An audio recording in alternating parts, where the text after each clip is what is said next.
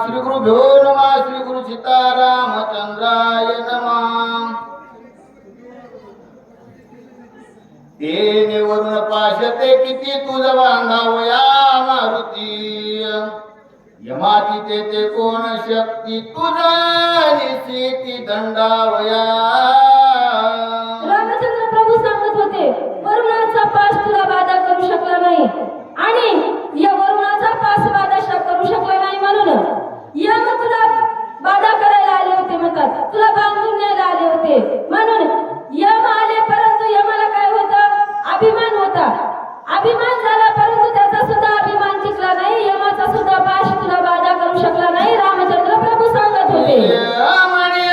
सगळा जगपद अभिमाने लगबगा दंड घेऊन यावेगा तुझ सवेगा दंडवाला। यमाला कशाचा अभिमान झाला होता? आपल्या पदाचा, कारण सगळे देव येतील नुसतेच बघून जातील, यम आल्यावर नुसता हाताने जात नव्हता, यम आला म्हणजे आपला पाश टाकणार आणि प्राणाला घेऊन जाणार, कोणाच्या का होईना, प्राणी असो पक्षी असो मनुष्य असो कोणता तरी प्राण घेऊन गेल्याशिवाय जात नव्हता म्हणतात। आणि त्या यमाला आपल्या पदाचा अभिमान झाला होता, त्या पदाच्या अभिमानाने तुला मारायला आला होता। त्याला काय वाटलं होतं? पृथ्वीवरील कोणता तरी साधारणच मनुष्य प्राणी असावा, या हेतून यम आला होता म्हणतात, परंतु यमाचा यमदंड सुद्धा तुला बाधा करू शकला नाही, एवढी तुमची ख्याती आहे हनुमंतराया। त्या यमाचा यमदंड पायी मोडून गेला तुझे देव, इतर बापुडे कोण काय हनुमान पायी दंडावया। तेवढ्या अभिमानी यमाचा यमदंड सुद्धा तुझ्या देहाला बाधा करू शकला नाही, त्या तुझ्या केसाला सुद्धा यमाच्या यमदंडाने धक्का लागला नाही म्हणतात। यमाचा यमदंड तुझ्या शरीराला स्पर्श करता क्षणी मोडून गेला, मग बाकीचे देव कोण आहेत आणि बाकीचे प्राणी कोण आहेत म्हणे तुला बाधा करू शकला नाही? वायू कुबेर चंद्र सर्वही झाले तुझे किंकर, एवढा दत्त साचार हनुमान विरती लोकी। सगळे येऊन बघून गेले म्हणतात, तुझी परीक्षा बघून गेले, परंतु जे जे काही तुला दंड द्यायला आले, अग्नी वायू कुबेर चंद्र इंद्र सगळे कोण झाले? तुझे दास झाले, तुझ्या पायाचे किंकर झाले म्हणतात। कोणाचंही काहीही चाललेलं नाही, कारण तू आदट दाटुका वीर आहेस, प्रबळ शक्तीचा आहेस, म्हणून तुझ्या समोर कोणाचीही काही ख्याती चालली नाही, सगळ्यावर तू ख्याती प्राप्त केलेली आहेस। पुर्या प्रताप शक्ती लावणी सगळा चोरत होती, वज्रदेयाची ख्याती त्रिजगते वीर विजय। रामचंद्र प्रभू सांगत होते जगाचा मालक चालक पालक असणारा, अरे म्हणजे तू कोणती ख्याती प्राप्त केलेली आहेस? वज्रदेही मारुती, कोणाच्या सहाय्यानं? स्वतःच्या सामर्थ्यावर प्राप्त केलेली ख्याती आहे म्हणजे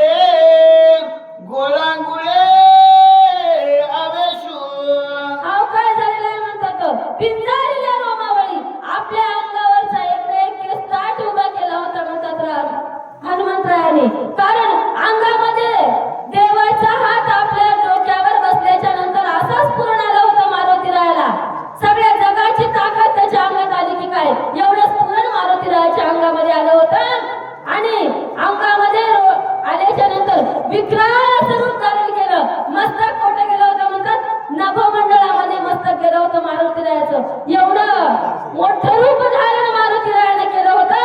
विक्रांत हात दिसत होते.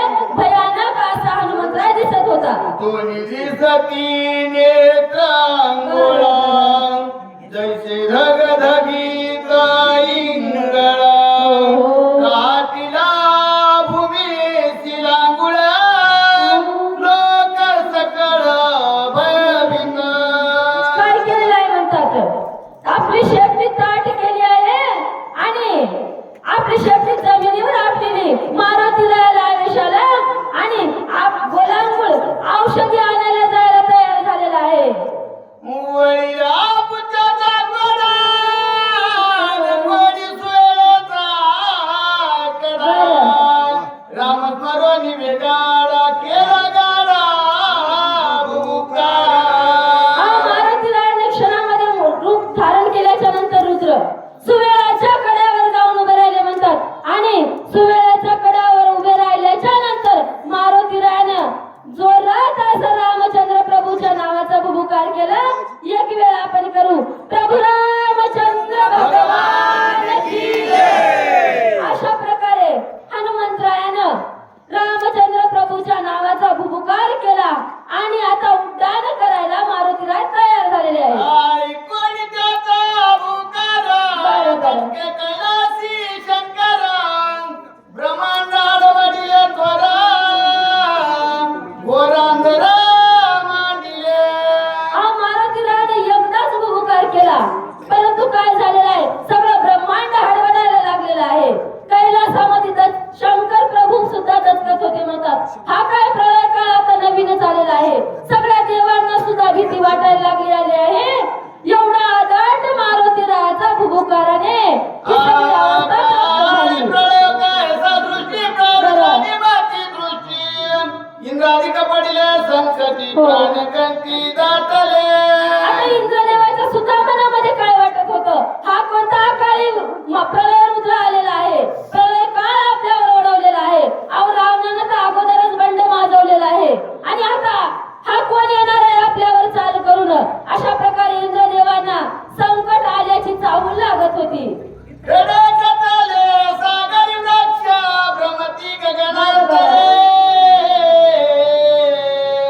उडान करिता कपी केसरी सुरासुरी आकांत. काय झालेलं आहे म्हणतात. मारुतीरायानं बुबुकार केल्याच्या नंतर मोठमोठाले डोंगर समुद्रामध्ये येऊन कोसळत होते. सागरामध्ये त्या कडी कोसळल्याच्या नंतर समुद्र सुद्धा सप्त सागर हेलावत होते. अशा प्रकारे घोरांदर मांडल्यासारखं वाटत होतं. सगळ्या सुरासुरामध्ये आकांत झालेला होता. सप्त सागरा खबळा जाऊ पाय आकांत जीव मात्रा सकळा गुळाच्या निधाके. म्हणजे किती आकांत झाला होता. या धरतीला वाटत होतं काय आपल्याला रस्ता तळाला अजून युद्ध जावं लागते की काय. आपली काही ख्याती नाही म्हणले आता. अशा प्रकारे पृथ्वीला सुद्धा भीती वाटत होती. एवढ्या प्रकारचा घोरांदर मारुतीरायाच्या बुबुकाराने मांडलेलं होतं. करुणिया राम नाम स्मरण सवेग केले उड्डाण न लाग तार दक्षिण सागर संपूर्ण क्रमी आला. अहो देवाचं कार्य होतं. किती महान कार्य होतं परंतु नकार न देता एवढं कार्य मारुतीरायाने अंगावर घेतलेलं आहे म्हणतात. किती विघ्न येणार होते याचा विचार केला काय नाही केला. आवेशात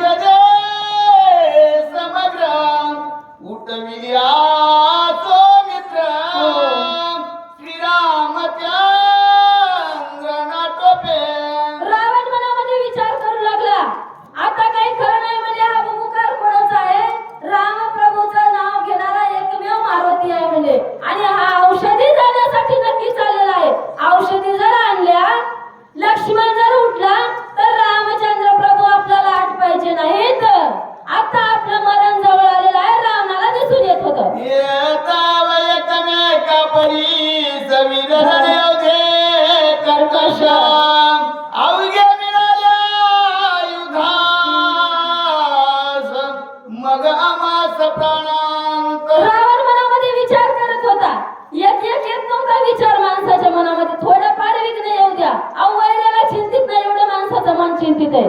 आणि आता तर रावणाला मारायला किती जण उठणार होते. अहो म्हणत होता हे एकटा औषध आणायला गेले, याच्या पाठचे योद्धे कशा आहेत, कर्कश आहेत, म्हणजे रणामध्ये किती मारतील आणि कशा प्रकारे मारतील याचा काही अंदाज नाही. रावणाच्या मनामध्ये वरच्यावर भीती वाटत होती. आता काय करो विचार, प्रधान मारिले समग्र इंद्रजिता द्या कया पुत्र कुमार कुमार मारिले. अहो म्हणले एवढा विचार करून एवढा खटाटोप केला, कपट रूपाने शक्ती मारली, लक्ष्मणाला विकळ अवस्थेत पाडलं, वाटलं राम आता आटपल. परंतु नाही म्हणले आता याच्या पुढचा काय प्लॅन करावा, कशा प्रकारे आता या रामाला आटपावं, अशा प्रकारे रावण मनामध्ये विचार करू लागला. आयसे चिंतित रावण करू विसरला भोजना, विसरला उदकपानाची चिंता मना पीडिता. अहो म्हणले रावण किती चिंता करू लागला, पाणी पियायचं सुद्धा विसरला, भोजन तर करायचं राहिलंच नाही. म्हणले गोडच लागत नव्हतं अन्न. एवढ्या प्रकारे रावणाची चिंता वाढली होती, रावणाला काहीही सुचत नव्हतं. निद्रान लागे से जैसी करिता से उठी वैसी, तव देखील काळने मेसी मग चरणाची लागला. घरात जात होता, बाहेर येत होता, आसनावर बसावं सुद्धा वाटत नव्हतं. आता त्याला सोफ्यावरची गादी सुद्धा रुतत होती म्हणतात. अशा प्रकारे रावणाची अवस्था झाली होती. नुसतं मारुती औषधी आणायला निघाला होता म्हणून. आणि आता तर म्हणजे घरामध्ये जायचं, बाहेर यायचं. रावणानं काय केलं होतं, रनिंग सुरू केली होती.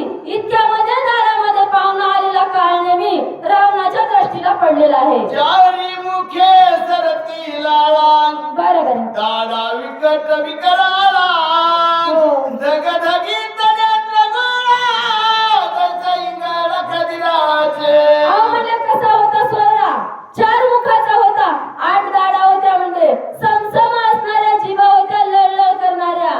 एवढ्या प्रकारचा असा अकराळ विक्राळ रावणाचा पाहुणा रावणासारखा रावणाच्या दारात आलेला आहे. वामुखी समसमीत, आती दीर्घ चारी हाता, केश निळ कठे नचेता, उभे दिसत सुळ जैसे. अहो म्हणले कसं होतं, सगळ्या जीवा विभा समसम होत्या. म्हणजे मध्ये काय होतं, शपा मिपा होत्या काय नव्हत्या. बाकी काय होतं, केस कसे दिसत होते त्याचे, जसे काय म्हणजे स्लॅबवरच्या गजाळ्या ठेवाव्या अशा प्रकारचे काळनेमीचे ते केस होते.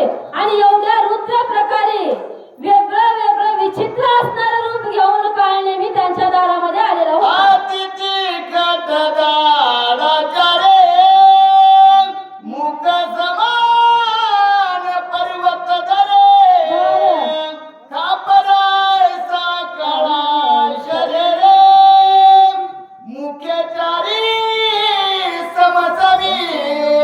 अहो काळनेमीला गोरा पान होता म्हण, कळलं नव्हतंच. आणि का कसं होतं, त्याचं मुख केवढं होतं, मोठमोठ्या पर्वताच्या जवळ दरी असणाऱ्या अशा प्रकारचं त्याचं रूप होतं. त्याच्यामध्ये 8 दाढा असणाऱ्या होत्या. आणि बाकीच्या दाढाने काय करीत होता म्हणे, वृक्ष रोविले जैसे असते, तैसे हात पाय दिसते, पिंगळवाणी शरीराकृते, देखता भीती यमाकाळ.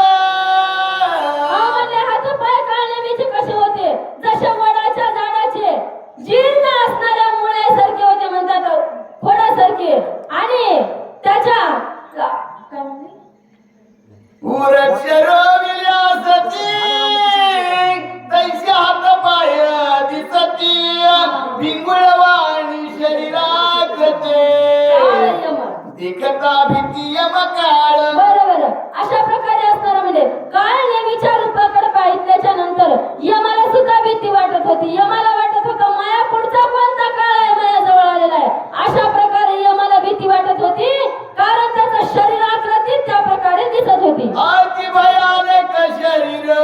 त्या प्रार्थी दशा शिरा तू जावणी सत्वर पर्वतेचा ठाकावा. रावणाला भीती वाटली नसेल का? यम भीती म्हणा, कारण भीती वाटलीच नाही का? कस काय का वाटली नाही भीती? रावणाचा पावना रावणासारखा होता म्हणून भीती वाटली नाही. याला 6 तोंड रावणापेक्षा कमी होते. विचित्र किती दिसणारा असला तर जास्त 6 तोंडानं रावण जास्त होता म्हणून भिला नाही. रावण आता काय नाही भिला, काय सांगू लागला? लवणादी सकळ समुद्र कुशद्वीप समग्र लंगोनिया सिर समुद्र पर्वते ठाकावा. रावणाची नीती किती चांगली होती बघा ना. आपल्याला आले आले जेवायला वाढलं, रावणानं पाणी सुद्धा दिलं नाही. आधी काम सांगलं. सागर कोणते उल्लंघन करायचे तर मिठाचा, दह्याचा, दुधाचा सगळे काही सागर उल्लंघन करून तुला कुठं जायचंय? रत्नागिरी पर्वतावर आणि तिथं जाऊन ठाण मांडून बसायचंय. रावण आधी काय नेहमीला काम सांगू लागला. नभो वेग गमना मनोनी आलो तुझा शरण येत गेला कपी नंदना त्यासी विघ्न करावे. अरे रावण सांगत होता काय नेहमीला, काय नेहमी तुला कसं गमन आहे म्हणजे तुझं नभो वेग गमन आहे. मारुतीचं मनोवेग होतं, त्याच्या पुढे तू जायचं आणि तिथे जाऊन मारुती रायाला गुंती पाडायची. मारुती रायाला दिवस निघेपर्यंत तिकडेच बसून घ्यायचं. हे काम तुला सांगायचं आहे. अशा प्रकारे काळनेमीला रावण आज्ञा देऊ लागला. काळनेमी ऐक विनंती बरं. लक्ष्मणा भेदली से शक्ती उदया येता भस्ते स्वमित्र निसिती मरेला. अहो काय सांगत होता रावण? हे बघ म्हणजे काय नाही, मी काय केलेलं आहे? लक्ष्मणाला शक्ती मारलेली आहे आणि त्या शक्तीला जर दिवस निघेपर्यंत औषधी नाही भेटली तर निश्चित लक्ष्मण मरणार आहे. आणि यासाठी मी तुला एक कार्य सांगत आहे. रावण सांगू लागला. या लागी वायू नंदना करोणी सवेग उठाना बरं. दिव्य औषधी आणून लक्ष्मण उठवील. बघा कोणाला कोणाची होती ख्याती, कोण कोणाची हमी देत होता? शत्रूची हमी देत होत. हे बघा माणसानं मित्राची हमी दिली याच्यामध्ये काही विशेष नाही. शत्रूचा विश्वास ठेवलेला आहे. मारुती कसा आहे म्हणजे बलवान मारुती आहे, कार्यामध्ये कार्यरत आहे. म्हणजे एक क्षण सुद्धा इकडे तिकडे जाणार नाही. मारुती सांगलेल्या टायमाला औषधी घेऊन येणार आहे आणि लक्ष्मणाचा निश्चित प्राण वाचवेल म्हणून तुला त्याला तिकडे बसून घ्यायचं आहे. असं कार्य रावण काळनेमीला सांगू लागला. उदयान येता गवते आणून औषधी समती वाचवावया निस्थिती प्रतिज्ञा मारुती करून गेला. अरे म्हणले मारुती नुसता गेला नाही, दिवस निघायच्या अगोदर मी औषधी घेऊन येतो नाही, येतोच म्हणून सांगून गेलाय. रामाच्या चरणाजवळ प्रतिज्ञा करून गेलाय, नुसता गेला नाही. आपण प्रतिज्ञा करतो भारत माझा देश आहे, मात्र भारत माझा, आपल्या देशासारखा आपण देशात वागतो का? वागत नाही मायबाप. परंतु मारुती तसा नाही. म्हणजे जसा शब्द दिलाय ना त्या शब्दाला कधी मोडणार नाही, दिलेल्या वचनाला तडा जाऊ देणार नाही, असा मारुती आहे. तत्काळ औषधी आणून आताची उठेल लक्ष्मण मग त्यासी झुंजेल कोण राम लक्ष्मण आतुरबाई. आणि एवढी मोठी प्रतिज्ञा करून गेलेला वायुनंदन आतुरबाई आहे. नक्की औषधी घेऊन येईल, लक्ष्मणाला उठविल आणि लक्ष्मण उठल्यावर या रामासोबत या लक्ष्मणासोबत युद्ध करायला कोण आहे? कोणी नाही.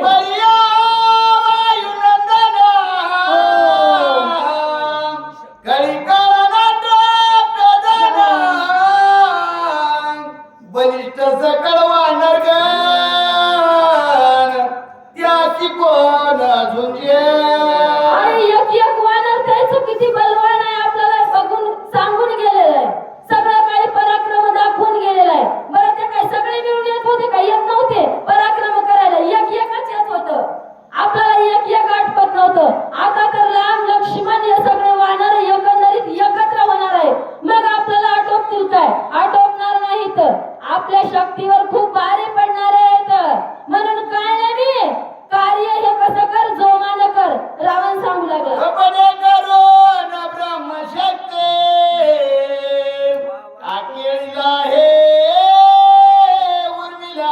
पार्वती देव कार्य साधावे हातो हाते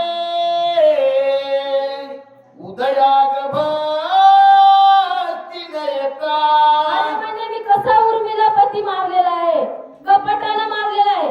मला जर रणामध्ये त्याच्या समोरासमोर जाऊन युद्ध करायचं म्हणलं तर झालं नसतं, कारण 100 वेळा त्याने त्या शक्तीचं खंडन केलं होतं. मग समोर गेल्याच्या नंतर तो माझ्या शक्तीचा निपात करीत होता म्हणतात, परंतु केला नाही. आणि मी कपटानं त्याला शक्ती मारलेली आहे, शक्ती मारली, परंतु तो कोणत्याही प्रकारे उठविल. हनुमंतराय त्याला उठवितील. म्हणून तू लवकरात लवकर जा आणि औषधी घेऊन येऊ देऊ नको हनुमंतरायाला. दिवस निघेपर्यंत तिकडेच बसवून ठेव, तिकडेच काहीतरी त्याला गुंती पाड. रावण काळ नेहमीची प्रार्थना करू लागला. चंद्र अमृताचा दापुरीना चंद्राचल मनती मनना येरवी तो द्रोणाजी जाण नामाभिधान विख्यात हो म्हणजे त्या पर्वताला चंद्रांचल पर्वत का म्हणून म्हणतात, कारण त्याच पर्वतावर चंद्रामृताचा वर्षाव होतो, म्हणून त्याला चंद्रांचल पर्वत म्हणतात.